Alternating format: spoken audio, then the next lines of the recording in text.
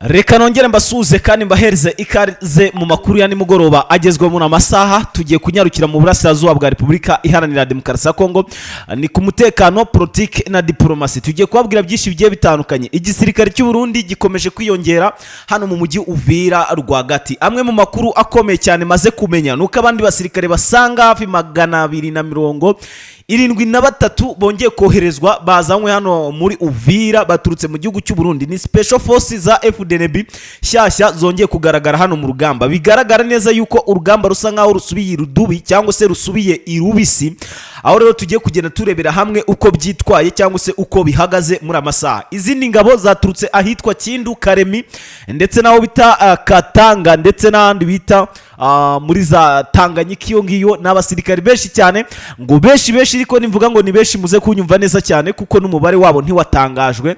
Aba bose rero operation nimwe cyangwa se gahunda nimwe gusa nukuza kurwanya inyeshyamba z'ama 23 aho ibintu nibyaba abigiye kuba. Ibi biri kuba mu gihe idoha muri Katari hari hamaze amasaha menshi cyane ibiganiro byatangiye. Kugeza maginga ya ntituramenya ngo hasohotse imyanzuro iyi niyi gusa amwe mu makuru tubasha gukurura avuga ko kandi bino biganiro biri kuba biri guhuza inyeshyamba z'ama 23 ndetse n'igisirikare cya leta FARDC ntago byigeze bigenda neza ngo ku buryo kidushora kuba twakicarana tubabwire ngo ibiganiro biri kujya bigenda neza cyane gatanu kuri kagenzi kako. Mwe mujye mukomeza mubana natwe kugira mutaza gucikwa n'akantu na kamwe by'umwihariko muze kugenda musobanukirwa nyine uko bigiye bigize gute byitwaye. Andi makuru akomeye cyane mu rugamba rukomeye cyane kandi ruhambaye rw'ibitero karundura cyangwa se ibitero karabutaka byongeye kubaho muri amasa mugoroba.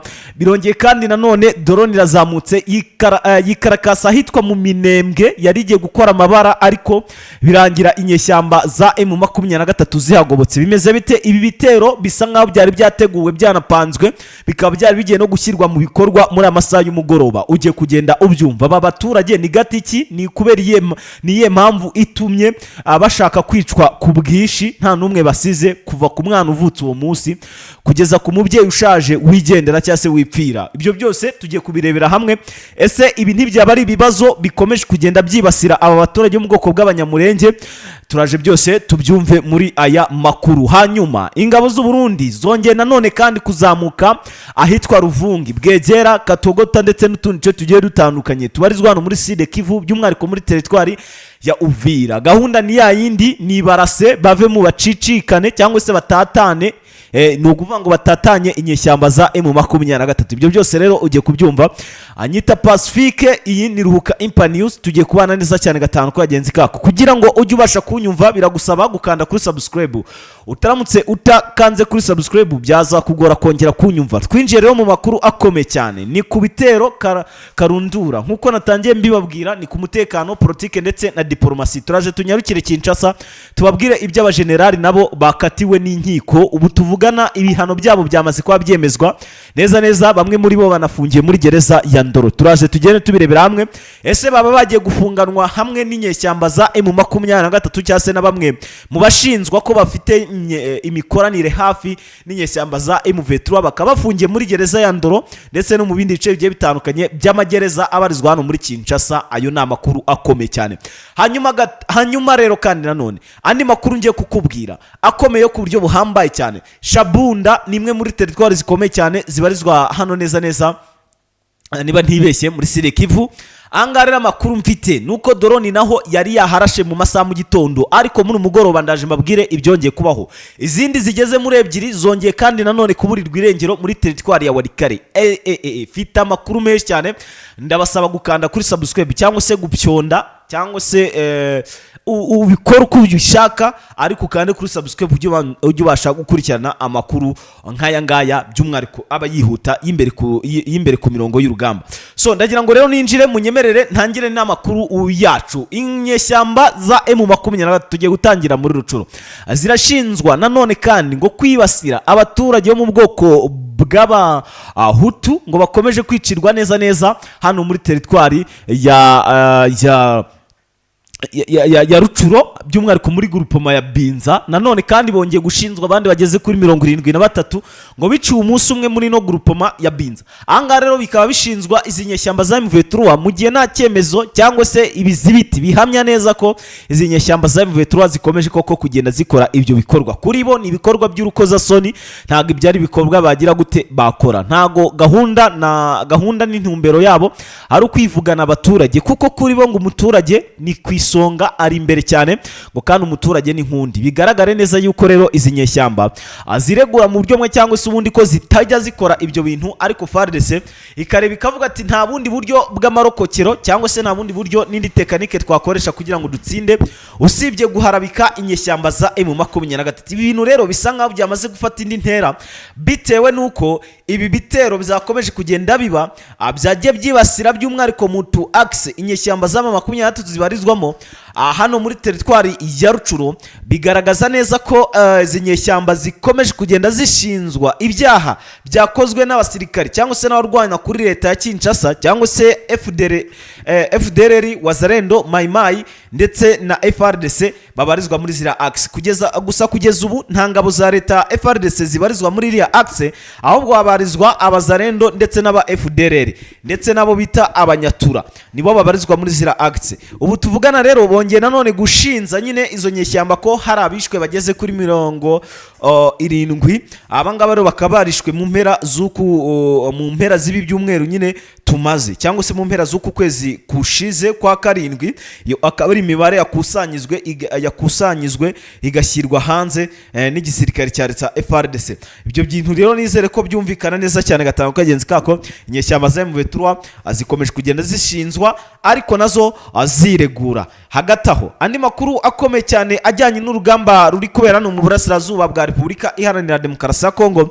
Nanone kandi ibitero karundura byongeye gukorwa n'umutwe w'inyeshyamba wa M23 byari bifite gahunda ndetse na plan yo kugaba ibitero karundura cyangwa se ibitero simusiga n'ubundi ku basirikare barwana ku ruhande rwa leta Kinshasa. Bigaragara yuko ibintu byamaze kuba bigira gute bibacanga mu buryo bumwe cyangwa se ubundi. Amwe mu makuru ambaye kandi amakuru akomeye cyane ari kuvugwa neza hano kuri no teritwari n'ubundi ya Uvira cyangwa se teritwari ya Walikare indani rwagati.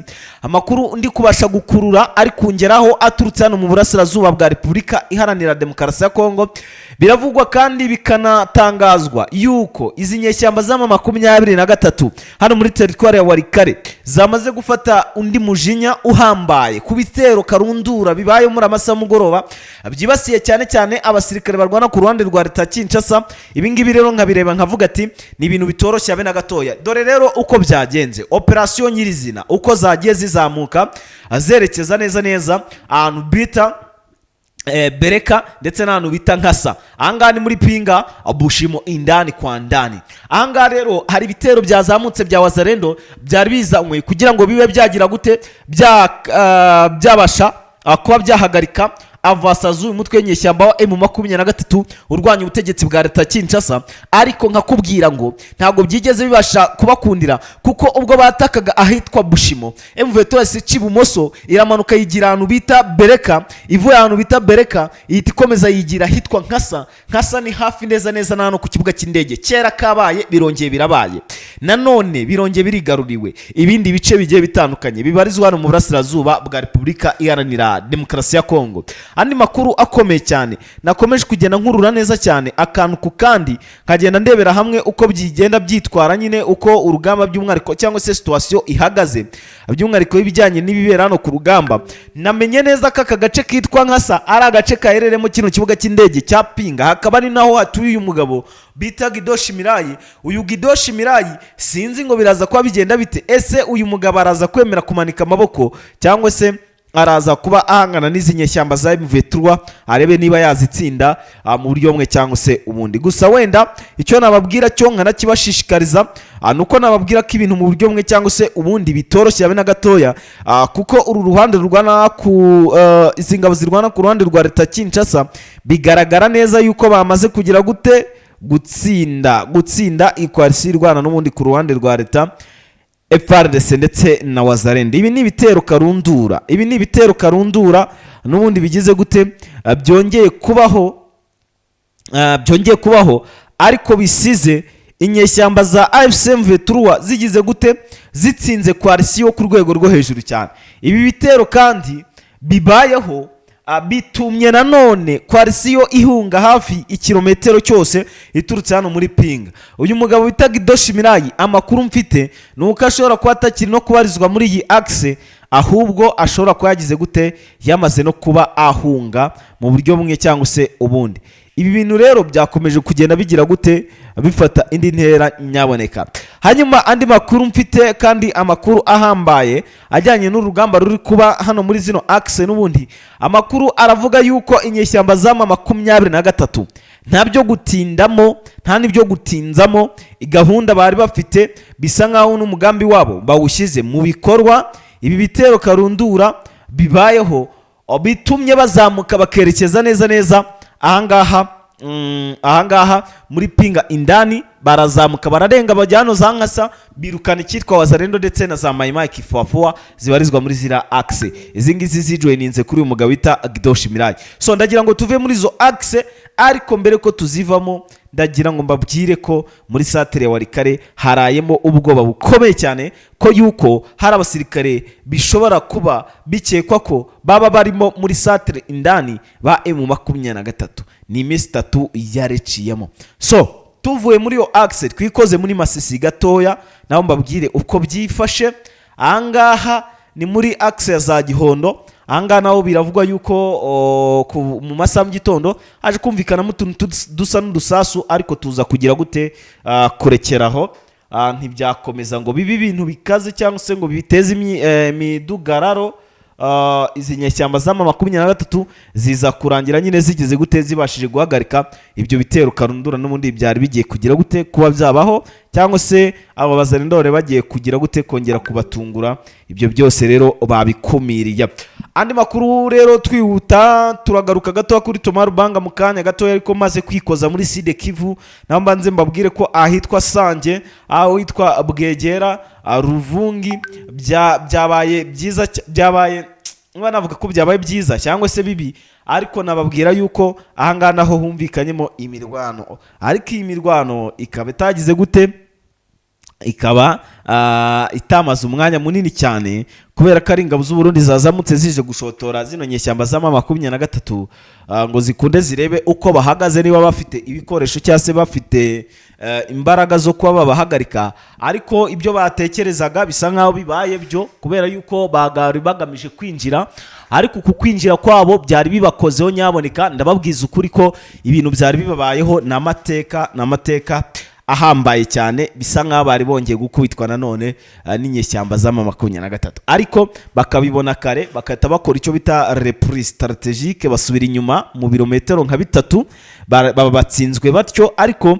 bakaba ari hafi mu nkengero. Isaha ku isaha bashobora kuza kongera kugaba ibindi bitero karundura cyangwa se ibindi bitero simusiga kuri izi nyeshyamba za M23 muri tuno duce uko ari 3 gusa. Sange kuri ubu ifitwe cyangwa se iri mu maboko y'inyeshyamba za M23, ahitwa Bwegera naho hari mu maboko y'izi nyeshyamba, ariko kandi nanone na Ruvungi nayo agace kamwe nuko, ariko utundi tu axe twose dufitwe n'inyeshyamba za M23.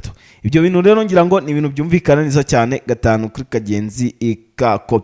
Hanyuma amakuru afite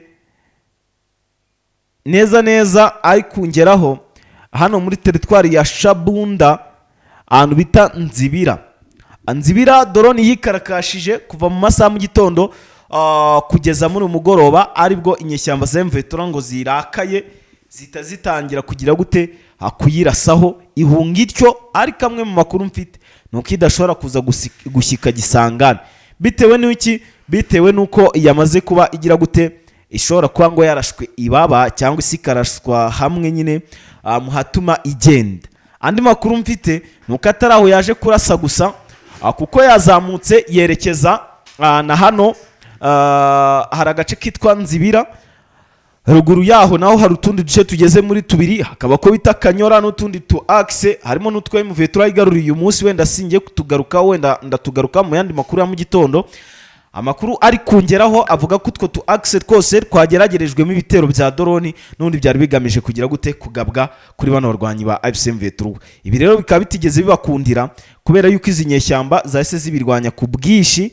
Ibi bitero nyine biza kurangira bifashe ubusa mu buryo bumwe cyangwa se ubundi. Izi nyeshyamba za 23 zitsinda uko nguko.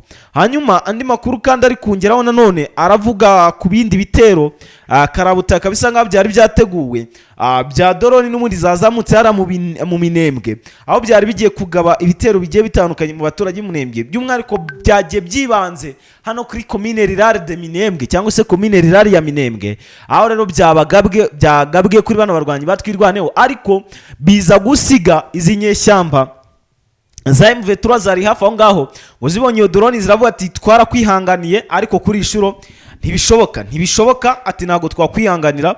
Abatangira kuyirasaho umugenda umufiririzo, barayirasa nibyo niko kuri, ariko iyi ndege by'umwihariko itagira umupiloti iza kurangira nyine ihunga izo axe zose maze kuzihunga rero irigendera. Hanyuma inyeshyamba za 23 ziba zigize gute? Ziba zirokotse utyo, cyangwa se bano barwanyi batwirwaneho baba barokotse gutyo nyine byihuse kandi mu gihe gitoya cyane. Andi makuru akomeye mfite ajyanye n'uru rugamba, bitewe nuko nagiye mbibona cyangwa se n'uburyo nagiye nkurikiranamo, nasanze neza 23 tarananiwe gufata Uvira, ahubwo aba barwanyi barwana ku ruhande rwa leta ya Kinshasa aribo bagize gute?